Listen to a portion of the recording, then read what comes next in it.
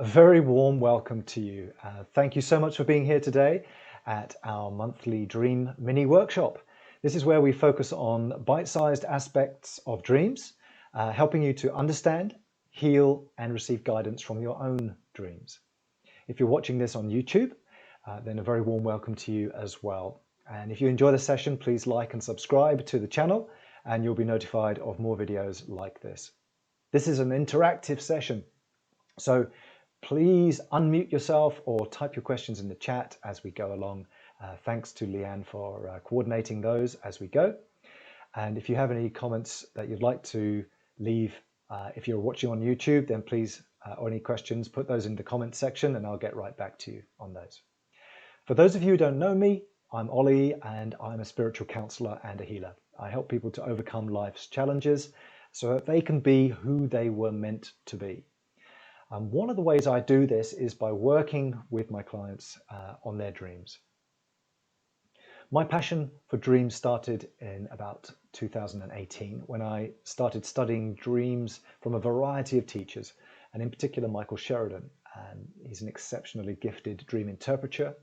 He's an exceptionally gifted dream interpreter, well worth checking him out. He runs podcasts every week, has written books, and runs courses all the time. A lot of what we'll cover today is based on his work.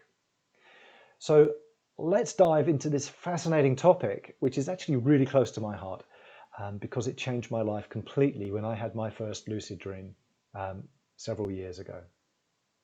So let's find out how to tap into the power of lucid dreams for healing, guidance, and fun. So in this presentation, we're going to take a look at what lucid dreams are and how we can use lucid dreams for healing and for guidance. And you can have a lot of fun with lucid dreams and they are amazing. I mean, just totally holodeck, crazy, amazing. But it goes deeper. We'll be looking at how you can become lucid in your dreams. We'll be looking at something called false awakenings, which happen quite often with some of these methods, and how to recognize a false awakening. One of the biggies with lucid dreaming is how to stabilize it, because very often we find that we get far too excited when we realize that we're dreaming, and we wake up.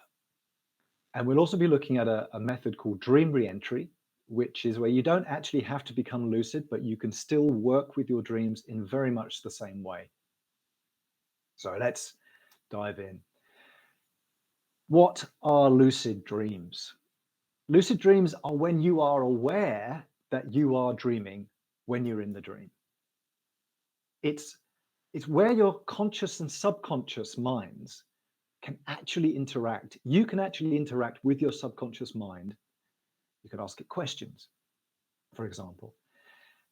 Usually the decisions that we make in dreams are driven by our subconscious mind. So that's why we kind of all these weird things happen and we do weird things that we wouldn't normally do.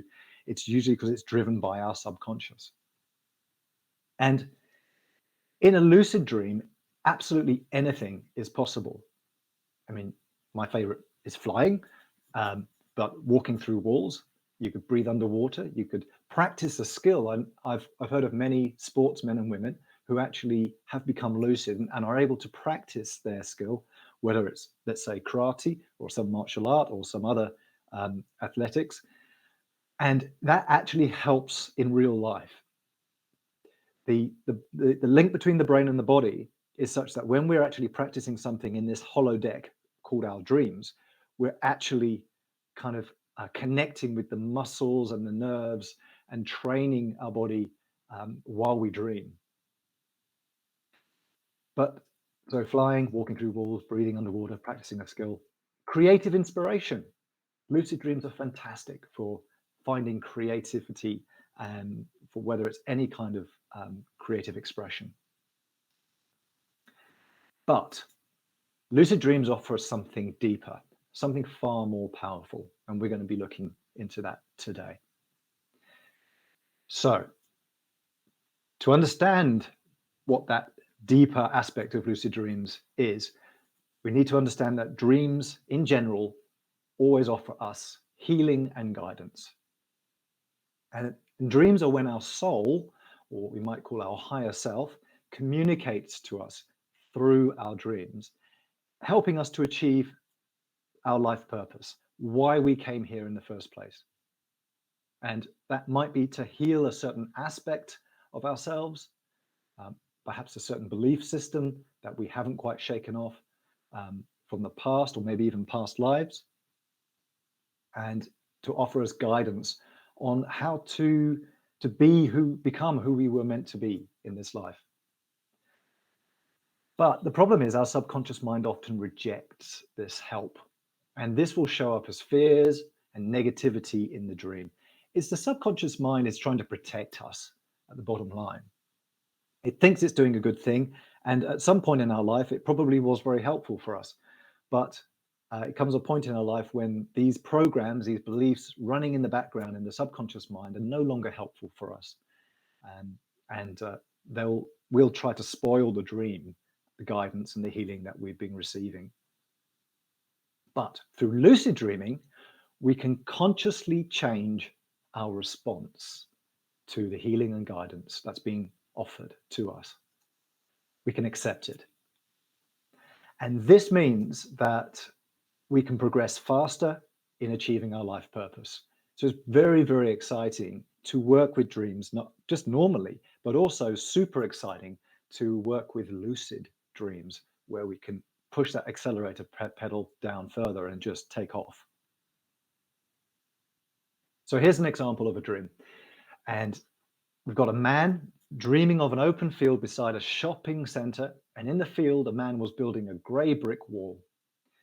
The dreamer then walks down the hill to the shopping center. And in this dream, he becomes lucid. He realizes that he's dreaming while he's in the dream. Now, this man who had this dream knew that a wall was a negative symbol. He didn't know exactly what it meant. So he consciously ran back up to the wall and knocked it down because he knew it was negative. And the man building the wall had gone, interestingly enough. So a couple of keywords here so that we can kind of look at the interpretation and see what's happening. We've got an open field and a shopping center. The open field is about opening your heart. Fields are often green. Green is the heart chakra color. And so it's a request to open the heart, share feelings, receive feelings, let there be this two-way flow of feelings. Shopping centers are all about responsibilities. So it's a responsibility of the dreamer to open his heart and openly share his feelings. Let others get close to know him. And we see him, we see then that there's a man building a gray brick wall, and that the dreamer then walks down the hill. He's walking down the hill because the dream is encouraging him to go down, move down into the heart, into the feeling center. But this guy is building a gray brick wall. And that's the dreamer's subconscious rejecting the message, building the wall in a misguided attempt to protect the dreamer from his feelings. Because at some point in his life, they were painful. That's why he built this metaphorical wall around his heart. Most likely formed in early childhood. Gray is kind of a mental denial of emotion, is very, very commonly a common meaning of the color gray. And the wall is keeping others away from his heart. So it's great that the dreamer becomes lucid. He's able to control the dream, take over from his subconscious mind and accept the message. And this has the effect of actually reprogramming his subconscious mind, even though he didn't know exactly what the wall meant. Cool. So when you're in a dream, and if you become lucid, it's a really great idea to ask questions and ask dream characters questions about the dream. You can get some amazing insights for this. Avoid questions, though, that are unrelated to the dream, because you'll usually get meaningless answers. And I've tried this, and believe me, you get a pretty gobbledygook answer. A really good question you can ask is, what aspect of me do you represent? And I'll talk a little bit about this later. Last night, I actually had a lucid dream, trying out one of the methods I'm going to show you today. And there's a scale of lucidity. It's not digital, so you can be really fully lucid, or you can be sort of halfway house, where your subconscious has got a bit of a sway in things, as well as your conscious mind. And I was kind of in the middle last night, and I wanted to ask that question: what aspect of me do you represent? But I missed the opportunity. So maybe I'll be able to get there again in the next few nights. By asking that question, you often led into dialogue with the dream character and meaningful insights. Guides will often appear in your dreams, and they are our spiritual helpers. Pretty much all of us have guides. And if we don't and we want guides, then we can always request them. Guides encourage us to achieve our life purpose. They're our helpers, if you like. And our life purpose can be several aspects of growing our awareness. Everybody's life purpose is different. How can you recognize a guide? Well, anybody who's got a title or a position of authority in your dream is a guide. If they're bearing a gift, if they give you a gift, that's the hallmark of a guide. And you'll often see them, they'll often not talk very much, they'll be quite silent. Blonde hair, they're usually tall or above you, and they'll act out their message. That the being tall or above you is symbolic of their higher awareness, and the blonde hair, although it's a cliche, is symbolizing purity of thought. So they are of a higher vibration than us, a higher awareness, and that's how they're able to work with us to kind of guide us on our way through life. So guides act out their message. So whatever they're doing, wearing, or have with them is important. And if a guide is ignoring you, then it means that in real life, you're ignoring your guide. So when a guide speaks, listen. Their advice is infallible and it doesn't need interpretation. That's actually worth repeating. When a guide speaks, that does not need interpretation. It's pretty much always literal. In a lucid dream, we can ask advice from our guides. So if you spot a guide and you think, oh, I think you're a guide, you've got a title, maybe you're a doctor or I don't know, bus driver or something, you can actually ask them a question, ask advice. And some good ones to ask are, what advice do you wish to give me? And sit back and listen. Or what is the message of this dream? That really helps with dream interpretation. So guides may not want to answer questions that aren't related to the dream. So just bear that in mind. If you just ask them a random question about, will I win the lottery tomorrow? You probably won't get an answer. Okay. Now, a very classic dream scenario is where you're running away from something. It's a nightmare of being chased. And this is an excellent opportunity to reprogram our subconscious mind and grow in awareness. These aspects that are chasing us, these scary things, are trying to be understood. They are aspects of ourselves. And so if we can only just face them, turn around and say, what aspect of you, what aspect of me do you represent? Then we're going to learn some really, really useful stuff. And it's worth saying that you cannot be hurt by facing your fears in a dream, no matter what the dream, how scary the monster is, how many teeth it's got. Turn around and give it a big hug. You will be surprised at what happens. And it's never dangerous. It can never be hurt. So in this dream, a man had a recurring nightmare of being chased by a gang of youths.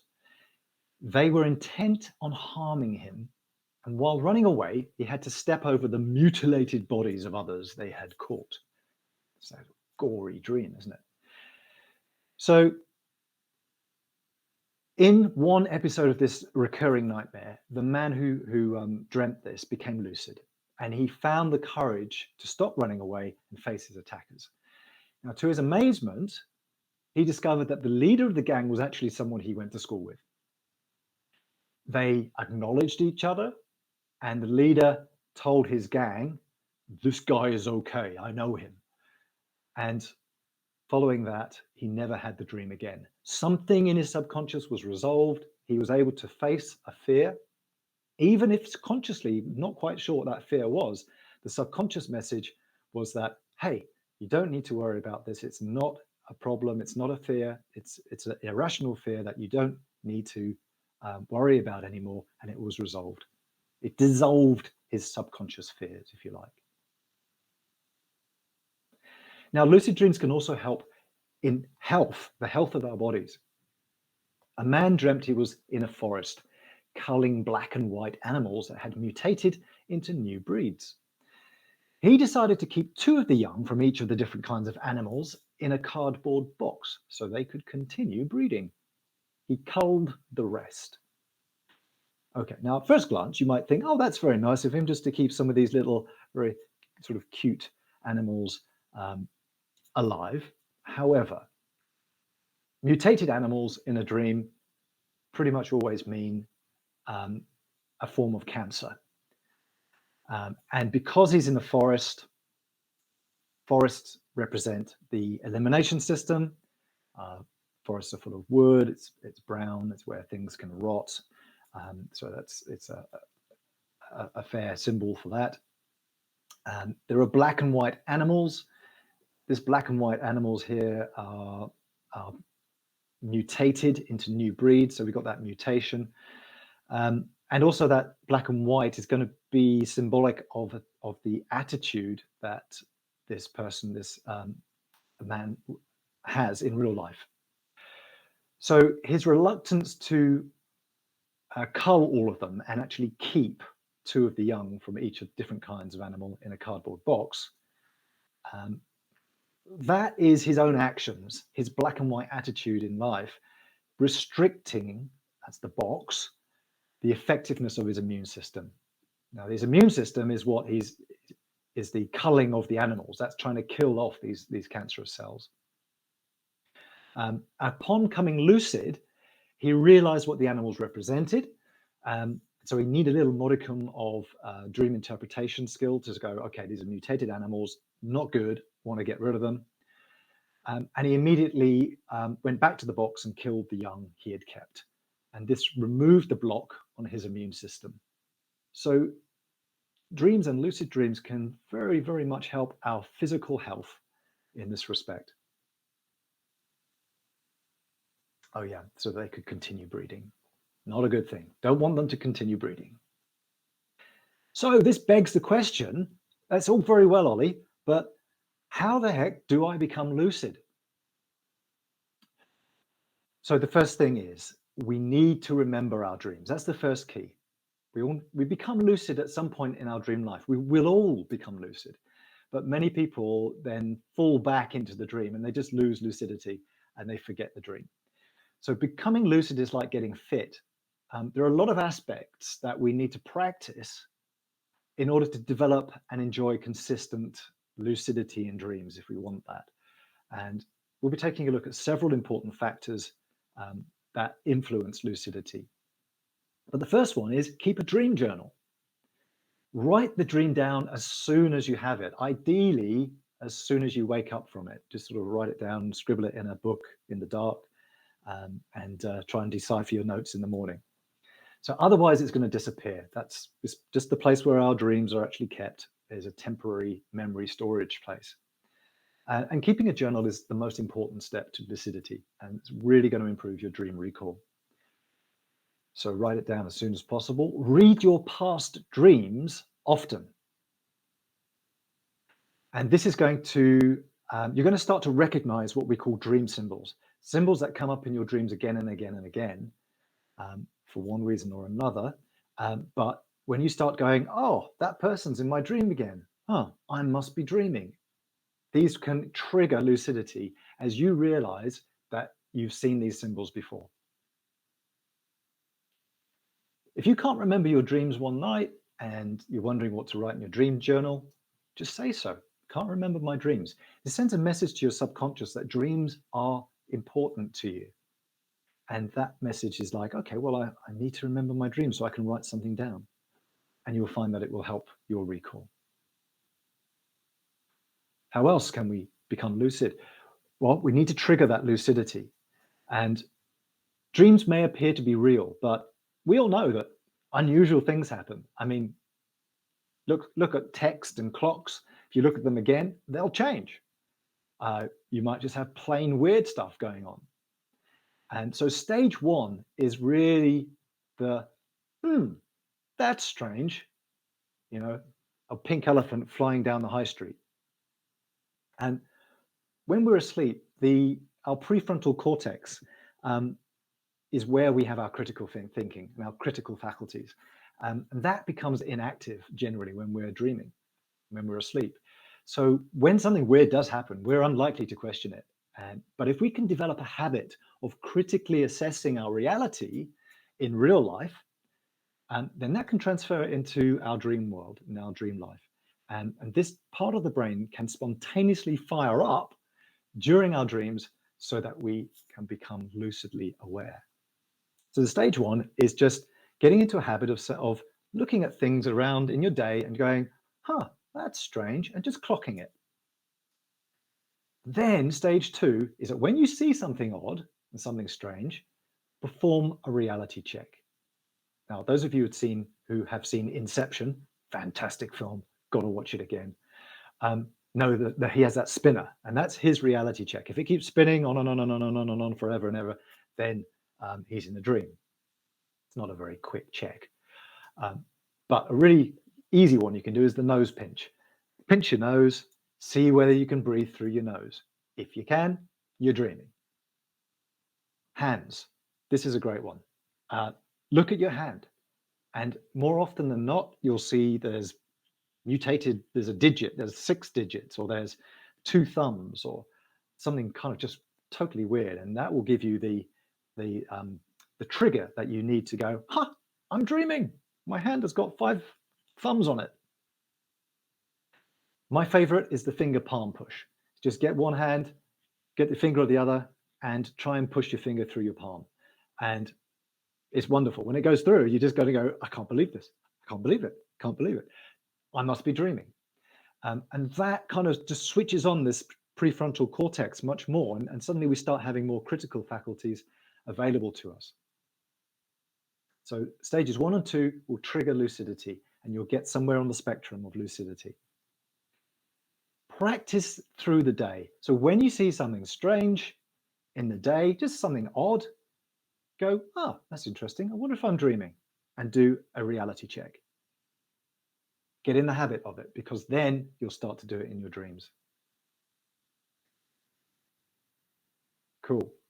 So what we're going to do now, I should have said on this last one, another variation on the theme is that you can do a reality check whenever you experience strong emotions in the day.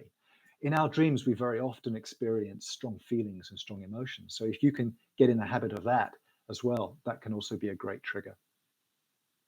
Okay, we are plowing through this. I hope this is not going too fast. I'm going to show you some techniques to becoming lucid. As I said, lucid dreaming, or becoming a lucid dreamer, is more a whole kind of smorgasbord of things, rather than just one magic bullet. If you can think of like 3 or 4 or 5 things that you can do, it will be much more effective than just one thing, which tends to, if you just try one thing, it will tend to work for a while and then stop. So the mild technique is called the mnemonic-induced lucid dream. And in 1980, Stephen LaBerge is one of the pioneers of lucid dreaming.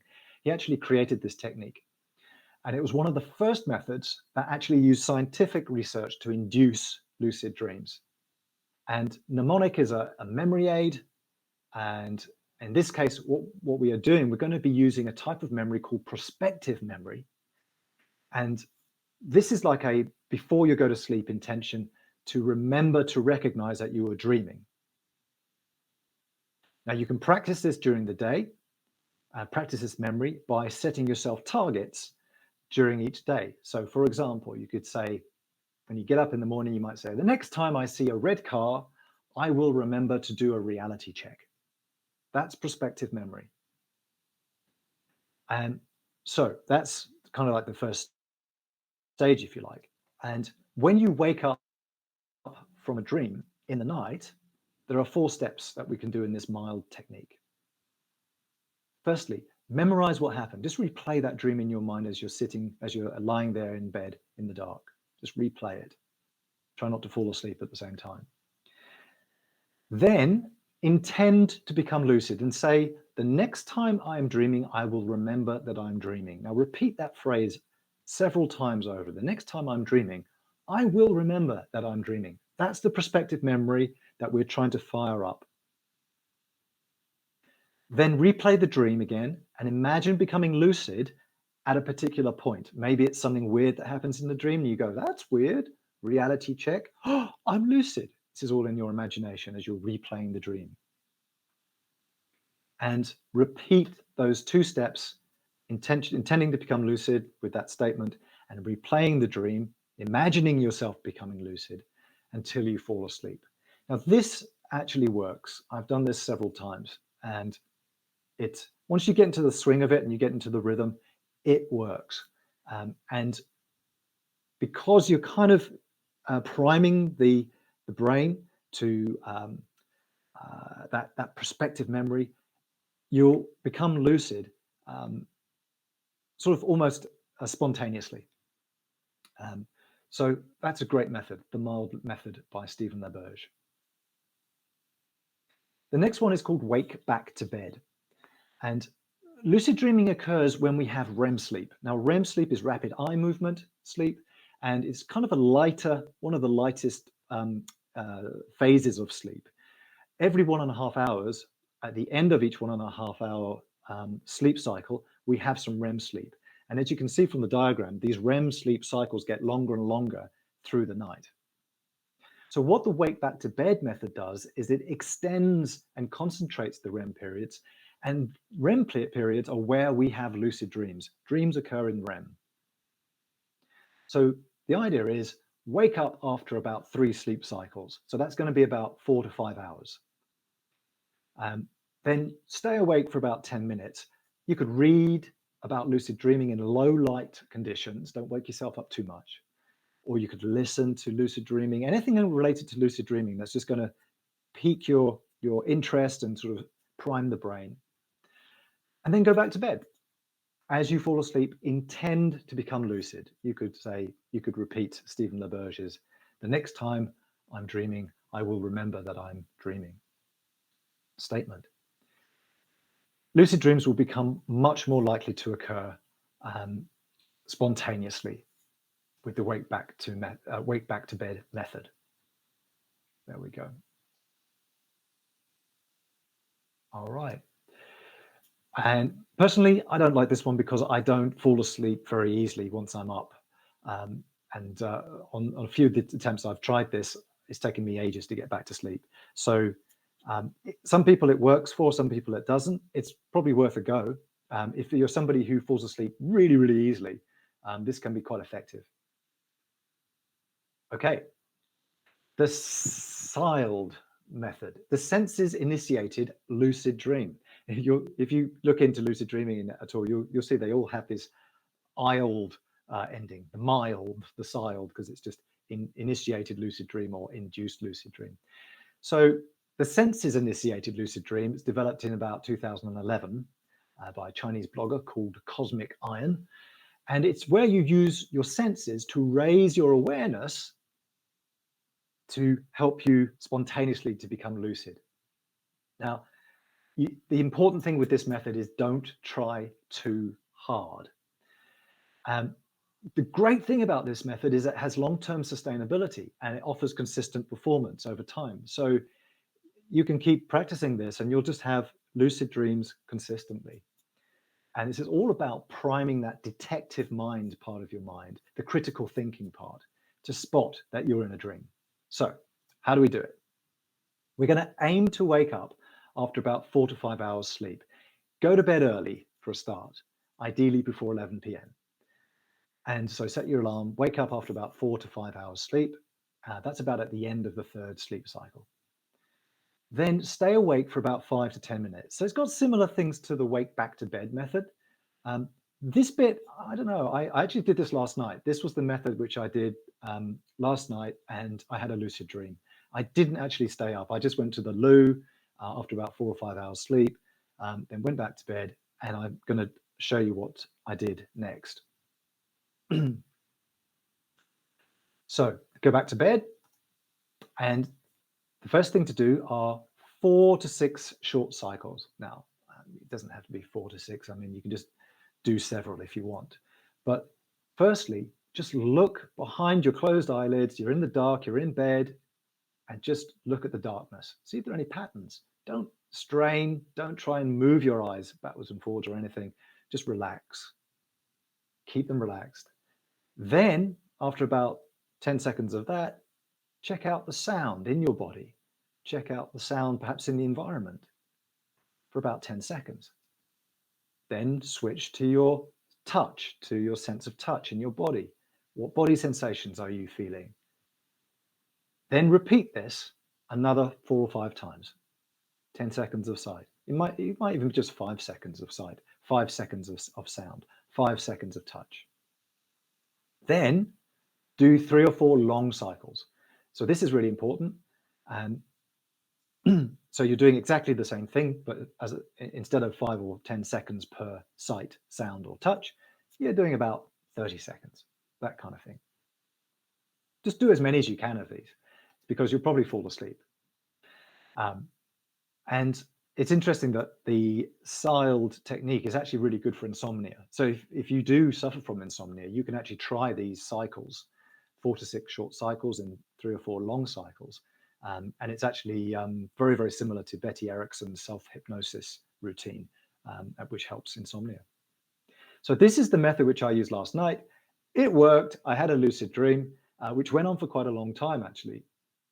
And what SILD does tend to do, though, is false awakenings.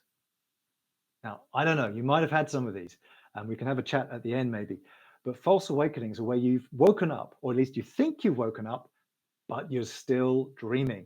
And then so you get out of bed, you stretch, and you go, that's strange. I didn't know that alarm clock was there because it was on the shelf. And then you wake up. So they can be hyper realistic. In fact, lucid dreams can be very realistic. And so, but there are usually some very small inconsistencies in the bedroom, perhaps where you wake up, that will give you a clue that you are dreaming. That can be your that can be the trigger to do a reality check. I've become lucid several times through false awakenings. So SILD can cause false awakenings. If you get into a habit of doing a reality check every time you wake up, now, and form a habit, then you can actually lucidify 3 or 4 false awakenings per month. That's on average how many false awakenings we get, but we just don't remember them. So if you get into a habit of every time you wake up in the night, okay, am I dreaming? No, okay, fall back to sleep. When it does happen and your finger goes straight through your hand, you have a chance then to be lucid and become lucidly aware. One of the really big things about becoming lucid, one of the things that will really help you are lucid goals. Have a goal, know what it is, because that's going to fire up your motivation and your intention, and it's going to help you to become lucid. Your subconscious mind will act on that. So here are some examples. Now, this is just tip of the iceberg. Fly, walk through walls, jump through a mirror. That's fun. Goes to a new dimension in the lucid dreaming world. Dive underwater. You can breathe underwater. Run super fast through fields and towns until you get to the sea, something like that. Eat something delicious. That chocolate cake you've always wanted to eat. In a lucid dream, I tell you, it tastes amazing. You can morph into an atom. And I know scientists who have actually done this to actually get a view of what it's like to be an atom and get those insights from a scientific point of view. Meet your guides. That's a big one. Dream, show me something I need to see. Fantastic question to ask. even if there's nobody in the room and you become lucid, just ask the sky or the room, dream, show me something I need to see. You can travel backwards or forwards in time, journey to the center of the earth. You can move objects around with your superpowers. You can even view your past lives in lucid dreams. Meet yourself as a child, and that has actually got some really interesting therapy value for actually healing trauma from childhood. You can manifest objects, people, or scenery. One of the ways of doing this is just simply turn away, visualize your desire magically appearing behind you, and then when you turn back again, ta-da, it's manifested. You can morph into a bird, a rock, a chair, just experience what that feels like. And some other good questions to ask are, show me something that would bring me joy, or show me something that would make my body happier, or show me something that would bring me a sense of peace, or even open my heart so I can experience unconditional love. And there's some been very, very, very deep, profound experiences from lucid dreamers when they've asked those kind of questions before. So let's say you've become lucid. Let's say even from this presentation, you might actually, sometimes it triggers people to become lucid if they haven't heard of lucid dreaming before. Once you have become lucid, it's very, very easy to wake up because we get so excited. It's like, I'm dreaming. Oh, I'm awake. It's like we boot ourselves out of the lucid dream. So Claire Johnson came up with this CLEAR method. Claire Johnson is quite a respected lucid dreamer teacher, and it's the CLEAR method. So C is calm. Keep calm, breathe, and try a mental math sum. 5 plus 7, 10 minus 3. And that will help to stimulate the logical part of the brain, the prefrontal cortex, and that helps us to remain lucid. Look around. Look at your hands, look at the dream scene. Look at your hands, look at the dream scene. Now, top tip, it's good to open your eyes for this one, as I found out last night. There I was going through the CLEAR method. Okay, I'm keeping calm. Okay, now, hands, seen, hands, seen. It's dark, I can't see anything. Yeah, I didn't open my dream eyes. Okay, so it might feel like you're going to open your eyes in real life and you'll come out of the dream, but you won't. So open your eyes and you'll suddenly see in the lucid dream. But that's a good one for keeping stability. Then engage with the dream, touch things, listen to things, taste things. I know people who've even licked a wall to see what it tastes like. Smell something, eat an apple if it's there. Then announce, this is a dream chair, or this is a dream tree. You're just consolidating the fact that you are in a lucid dream. And finally, most important, is to recall your goal. Why are you doing this? Have you become lucid? What's your challenge? Last night, I wanted to see whether I could fly through a wall. And the first attempt was interesting, kind of bounced off it. But the second attempt, I closed my eyes just before I went into the wall and I got through. Very interesting sensation. Another good one is to rub your hands together. That's a good stabilizing trick as well. Having a clear goal for your lucid dream is really important.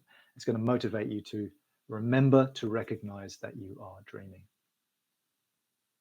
So finally, let's take a look at a technique that you don't need to become lucid in order to work with your dreams and change a dream and accept healing and guidance. So dream reentry allows us to reprogram our subconscious mind to accept that healing and guidance. So first of all, relax. Anywhere in the day, just have a sit down somewhere quiet. Focus on your breathing for a few minutes. Just relax all your muscles.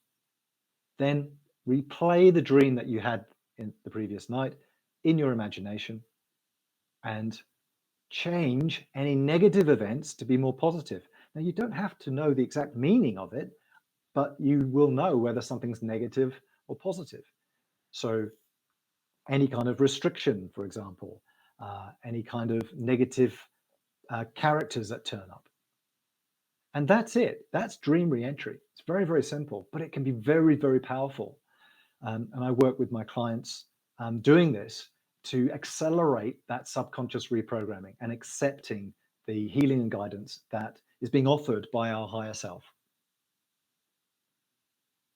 So here's a dream that I had a few years back, hiding from my father. I dreamt I was being chased by my father. I managed to close a door on him so that he couldn't get me. I then ran away across the garden and hid in a greenhouse. We got chased, got my father, so this is some issue to do with my dad. And close a door. That's closing opportunities. Not good to close doors. I ran away and I hid in a greenhouse. Okay.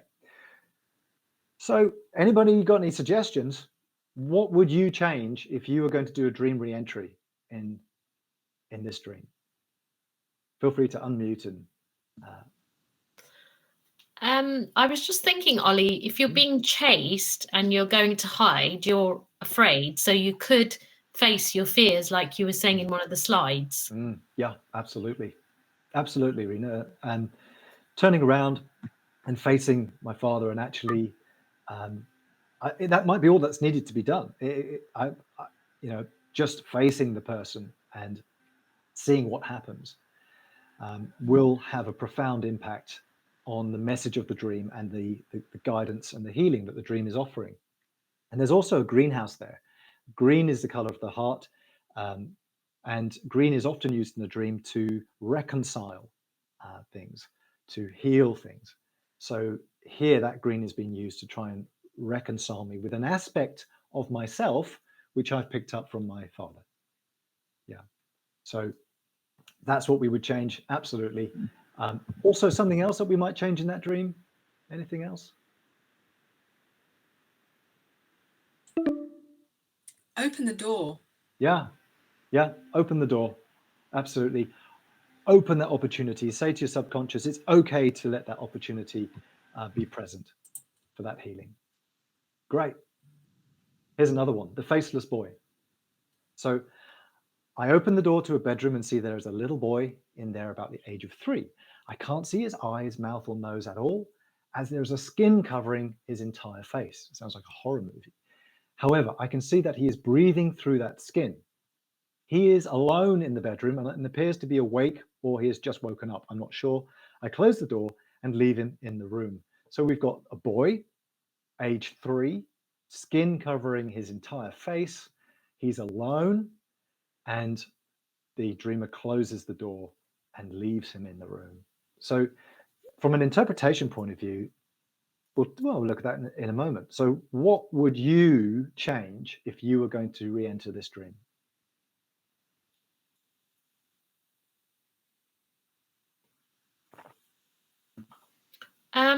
I think I'd try and, I don't know if you can do it, either remove the skin on the face or try to see that it's got features.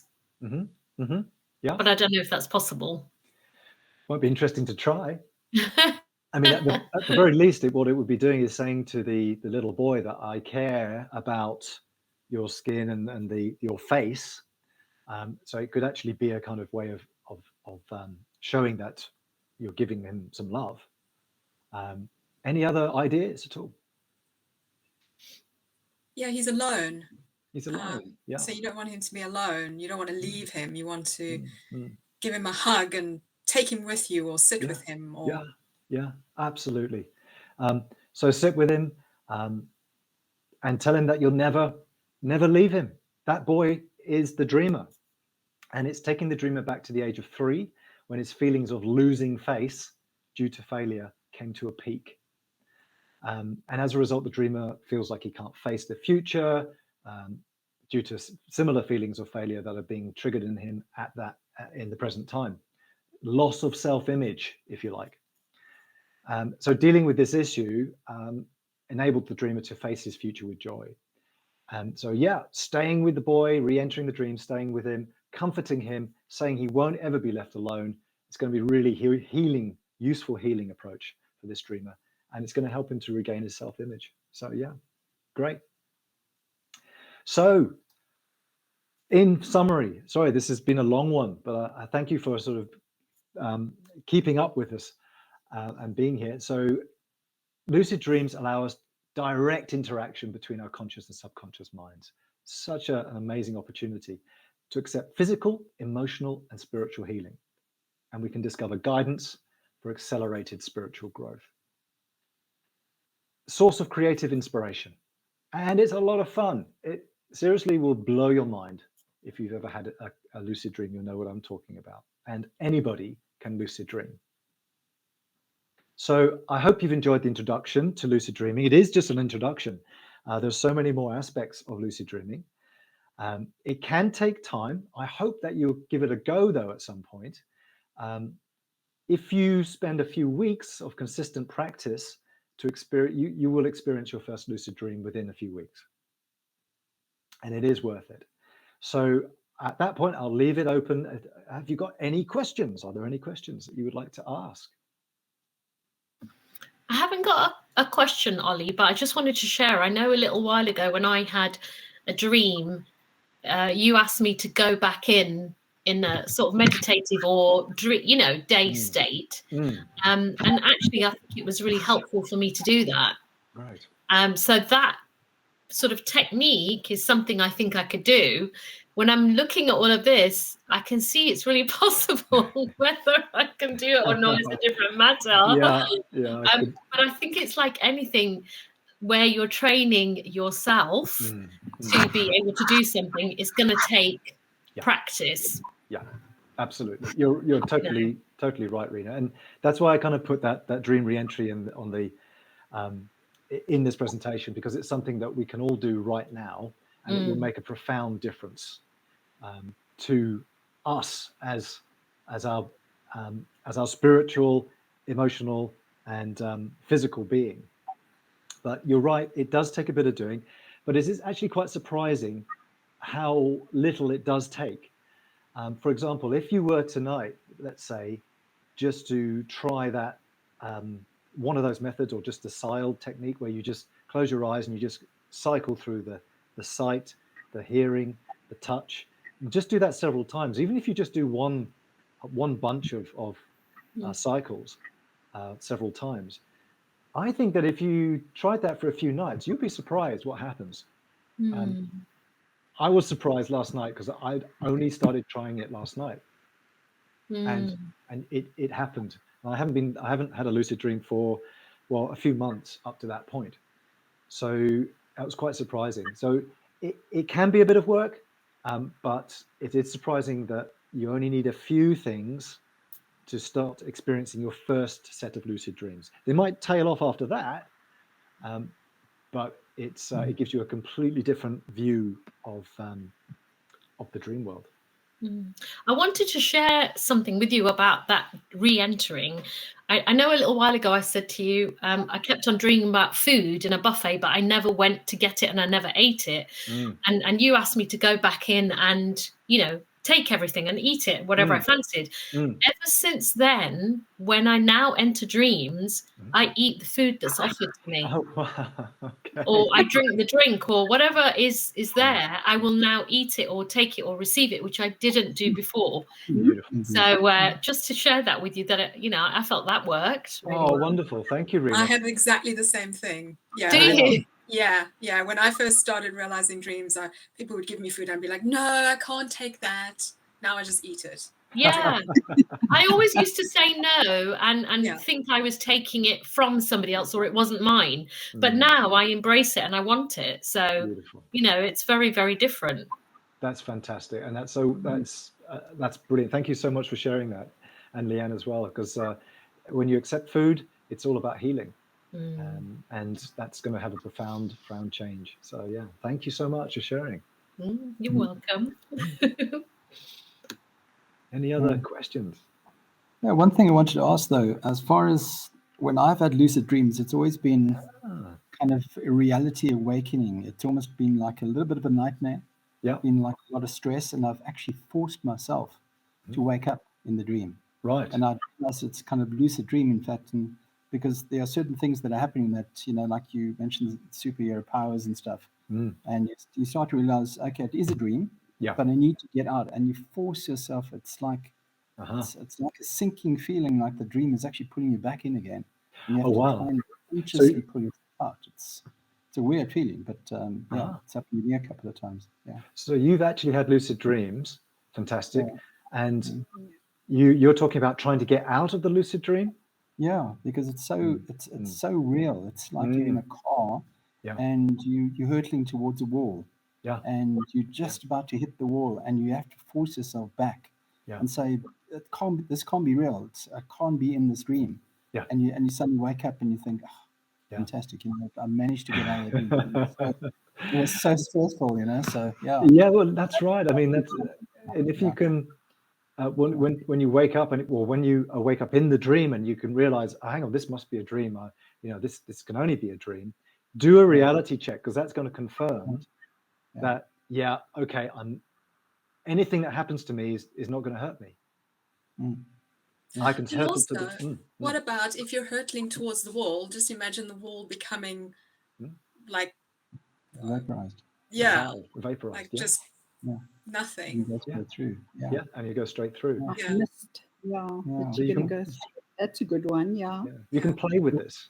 But it's incredible because it's so real, and you've only got like a split second in your dream to realize that you've either get out of the dream, or you're going to, you know, suffer some fatality in the dream, if you like, you know, which kind of sounds a little bit weird, but no, it's about that in the dream, which is strange. You can think of. Absolutely, so you've got some things you can kind of experiment with and play with.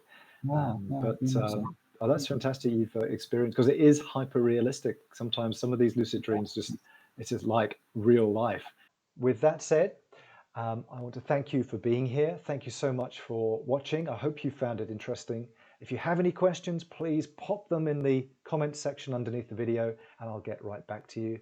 And if you need help understanding your dreams, then please visit oliverwedgwood.com, submit your dream there, and I'll be delighted to get back to you on that and to help you understand what's going on in your dream. So for now, I wish you all the best and happy lucid dreaming. I'll catch you at the next dream workshop. Thanks so much. Bye.